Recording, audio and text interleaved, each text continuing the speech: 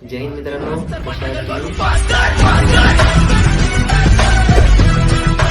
आता थोडं डीप मध्ये जाऊ आपण. तुम्हाला प्रत्येक पुस्तकामध्ये फक्त 2 टाईपचे सर्क्युलेशन बघायला भेटतील. एक आहे सिस्टमिक सर्क्युलेशन, एक आहे पल्मोनरी सर्क्युलेशन.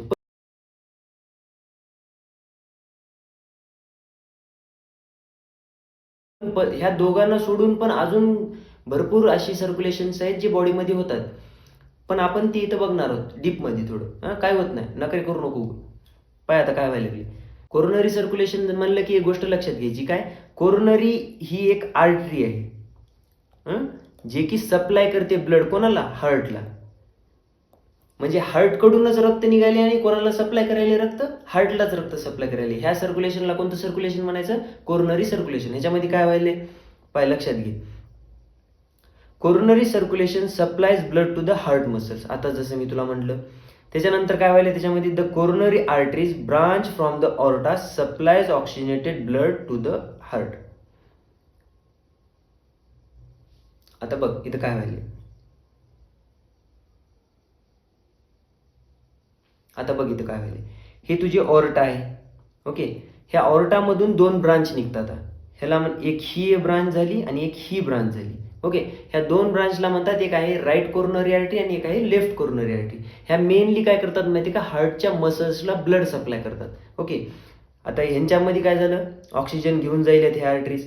आता ह्या ज्या आर्टरीज ऑक्सिजन घेऊन जाऊ लागल्या, ते काय करतात, हार्टच्या मसल्सला ब्लड सप्लाय करणार. मग डबल काय होणार, तिथलं जे कार्बन डायऑक्साईड होतं ते काय होणार, कोरोनरी व्हेन्स काय करणार, ते ब्लड घेऊन येणार वापिस आणि कुठं सोडणार, तुझ्या ह्या पोर्शनमध्ये. ह्या पोर्शनला काय म्हणतात आपण, राईट ॲट्रियम म्हणतात. म्हणजे जे खरा चांगलं रक्त होतं कुठं कोणापासून जाऊ लागलं, ऑर्टाची ब्रांच निघू लागली, राईट कोरोनरी आर्टरी आणि लेफ्ट कोरोनरी आर्टरी.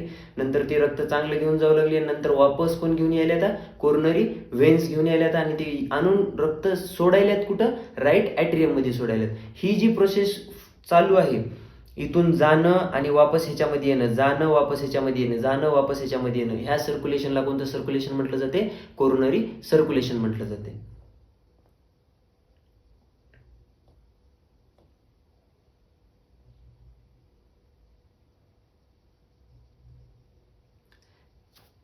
ह्याचा स्क्रीनशॉट मारा, ह्याच्यामध्ये डिटेल, ह्याचा स्क्रीनशॉट मारा आणि ह्याच्यावरती नोट्स बनवा.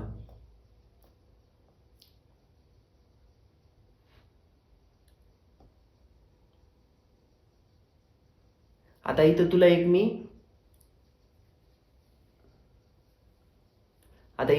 मी एक्स्ट्रा पॉइंट सांगतो, काय होते ते बघ. आता समज ही कोरोनरी आर्टरी आहे. हार्ट अटॅकचं नाव ऐकले का तू, छातीत धगधग होते. इथं काय व्हायले बघ, कोरोनरी आर्टरी आहे, ती काय करू लागली, हृदयाला रक्ताचा पुरवठा करू लागली. समज उदाहरणामध्ये ह्या कोरोनरी आर्टरीमध्ये काहीतरी अडकलं जाऊन, की आता अडकल्या म्हणल्यावर काय होणार, रक्त यायले आणि इथं काहीतरी अडकले म्हणजे रक्त पुढे जाईल का, आता जात नाही. मग त्याच्यामुळे काय होते माहिती आहे का, हृदयाच्या स्नायूंची म्हणजे हार्टच्या मसल्सची डेथ होती आणि ह्यालाच काय म्हणतात आपण, हार्ट अटॅक म्हणतात. ही गोष्ट लक्षात ठेवायची. कोरोनरी सर्क्युलेशन जेव्हा खराब होते त्या टायमाला हार्ट अटॅक येते.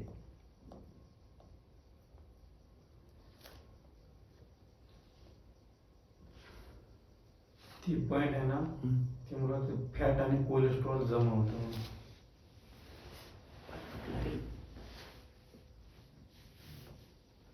काहीतरी नाही अर्थ, फॅट आणि कोलेस्ट्रॉल डबल घेत त्याला, बरोबर आहे ना.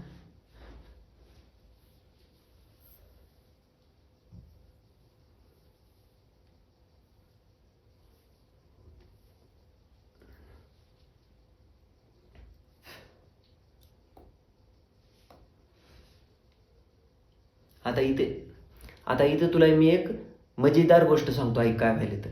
आता ही समज ही कोरोनरी आर्टरी.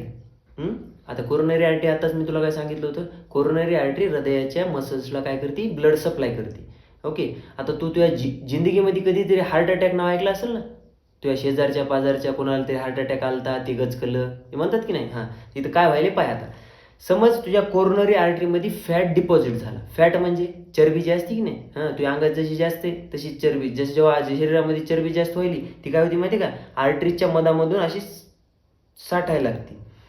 मग आता ही जी चरबी साठती ह्याच्यामुळे काय होते माहिती का, तुझ्या शरीरामध्ये समज एक थपका तयार झाला रक्ताचा आणि ते रक्ता काय झाला फिरत फिरत फिरत येऊन इथं तुझ्या कोरोनरी आर्टरीमध्ये अडकला, असा ब्लॉक केलं त्यानं कोरोनरी आर्टरीला. आता कोरोनरी आर्टरीला जेव्हा तू ब्लॉक करतो ना त्या टायमाला जे ब्लड जाऊ लागला पुढे ते ब्लड काय होणार, अडकणार तिथंच, त्याच्या पुढे जाणार का, नाही जाणार. आणि जे हृदयाच्या मसल्सला ब्लड भेटू लागलं म्हणजे ऑक्सिजन भेटू लागलं ते भेटणार का, नाही भेटणार. आणि त्या टायमाला काय येते इथं,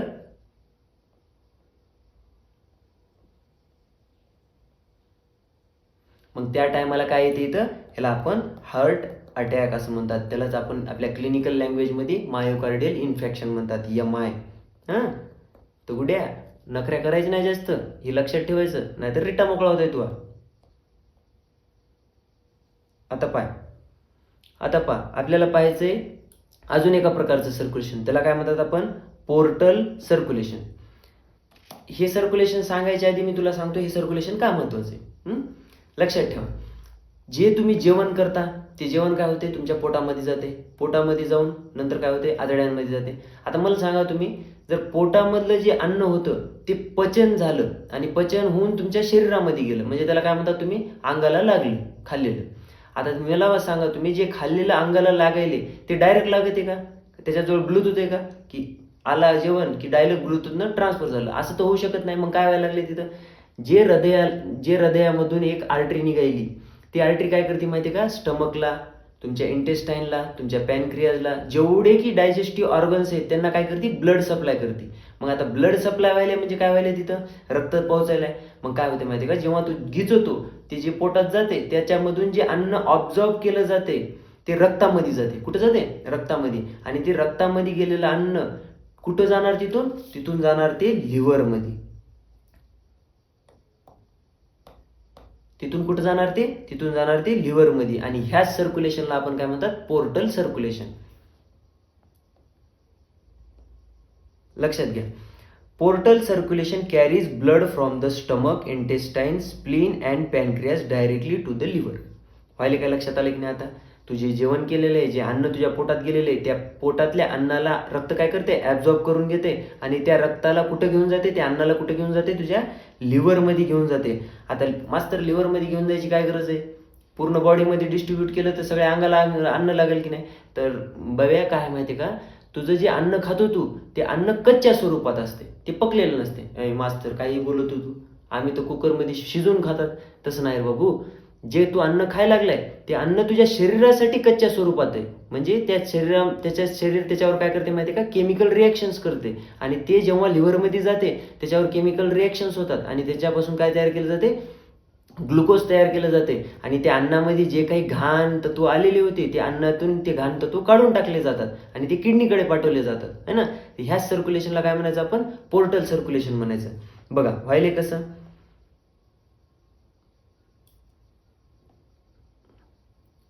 स्टमक आहे, स्टमक, पॅनक्रियाज, लार्ज इंटेस्टाईन,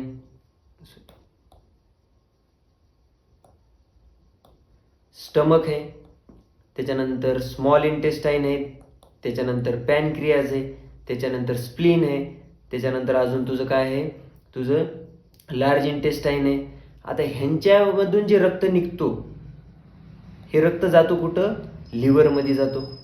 कुठं जाणार, लिव्हरमध्ये. लिव्हरमध्ये याच्यावर केमिकल रिॲक्शन्स होणार, केमिकल रिॲक्शन्समधून ह्याच्यामधून ग्लुकोज तयार केली जाते, तुझे वेस्ट पार्टिकल काढून टाकले जातात आणि डबल ते रक्त लिव्हरमधून कुठं जातो, तुझ्या सिस्टमिक सर्क्युलेशनमध्ये जातो. आणि सिस्टमिक सर्क्युलेशनमध्ये गेला म्हणजे कुठं चाललाय, हार्टपासून पूर्ण बॉडीकडे.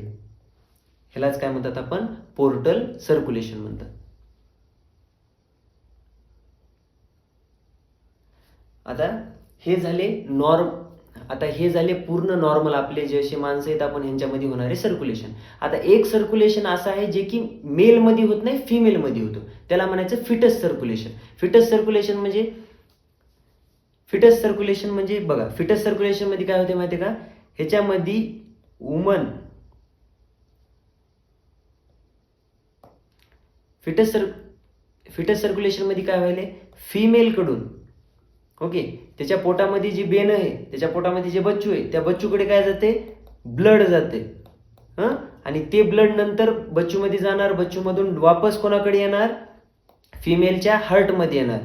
ह्याच सर्क्युलेशनला काय म्हणायचं, फिटस सर्क्युलेशन म्हणायचं. ते कसं होते आता आपल्याला थोडक्यात बघायचं. बघा काय व्हायला लागले. Foetus circulation is a special circulation in baby inside the womb. लहान लेकरांमध्ये जे की जन्मलेले नाहीत त्याला आपण फिटस म्हणतो. जे गर्भाशयामध्ये बच्चू आहे त्याला काय म्हणतात आपण, फिटस म्हणतात. त्या फिटसच्या बॉडीमध्ये जे सर्क्युलेशन व्हायला त्याला काय म्हणायचं, फिटस सर्क्युलेशन.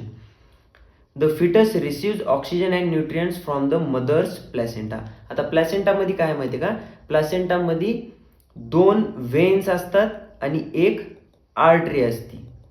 ओके, 2 वेन्सचं काम असते ऑक्सिजनेटेड ब्लड घेऊन यायचं आणि एक आर्टरीचं काम असते डिऑक्सिजनेटेड ब्लड त्या बच्चूकडून त्या आईच्या हृदयामध्ये नेऊन सोडायचं. हे लक्षात ठेवायचं. आता नंतर काय व्हायले, structure like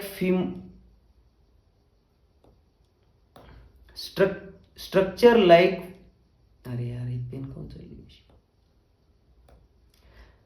structure like foramen ovale, ductus arteriosus, ductus venosus help bypass the lungs because the fetal lungs are inactive.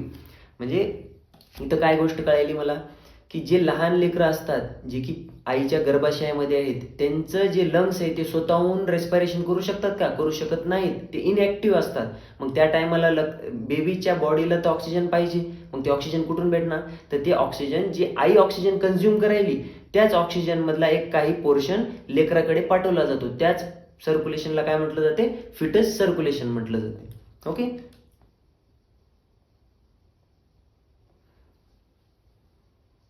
तर आज आपण काय काय बघितलं, human body circulation include pulmonary, systemic, coronary, portal and foetal circulation. तर आपण आज बघितले 5 टाईपचे सर्क्युलेशन. त्याच्यामध्ये सगळ्यात पहिलं होतं पल्मोनरी सर्क्युलेशन, दुसरं होतं सिस्टेमिक सर्क्युलेशन, तिसरं होतं कोरोनरी सर्क्युलेशन, चौथं होतं पोर्टल सर्क्युलेशन आणि सगळ्यात शेवटचं होतं फिटस सर्क्युलेशन. हे जे सगळ्यात शेवटचं फिटस सर्क्युलेशन मी तुम्हाला सांगितलं हे फक्त आणि फक्त प्रेग्नंट फिमेलमध्ये होतो, प्रेग्नंट वुमनमध्ये होतो, बाकी कोणामध्येच होऊ शकत नाही. तू म्हणशील मायामध्ये का होत नाही मास्तर, तर तुला त्याच्यासाठी तुला जेंडर बदलावं लागते. तर जेंडर बदलशील मग त्या टायमाला त्या पोटामध्ये जेव्हा लेकरू येईल त्या टायमाला तुझ्यामध्ये बी होणार. ओके, तर हे होते पूर्ण आपल्या बॉडीमध्ये होणारे सर्क्युलेशन्स. तर नेक्स्ट व्हिडिओमध्ये आपण काय करणार आहात, नेक्स्ट व्हिडिओमध्ये आपण बघणार आहात हार्ट आणि त्याच्या रिलेटेड पूर्ण. नेक्स्ट व्हिडिओमध्ये आपण बघणार आहात हार्ट आणि त्याच्या संबंधित पूर्ण त्याचे फंक्शन आणि स्ट्रक्चर. तर चला मित्रांनो, भेटूया अशाच एखाद्या नवीन व्हिडिओमध्ये. तोपर्यंत जय हिंद.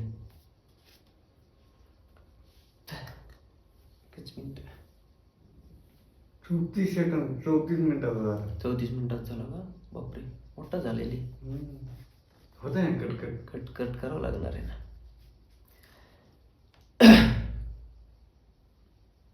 मित्रा, व्हिडिओ आवडत असेल, व्हिडिओ चांगला वाटत असेल तर व्हिडिओवर सिरिंज भरून रक्त फेकून आण, पण ती व्हिडिओच्या लाईकच्या बटनवर क्लिक कर.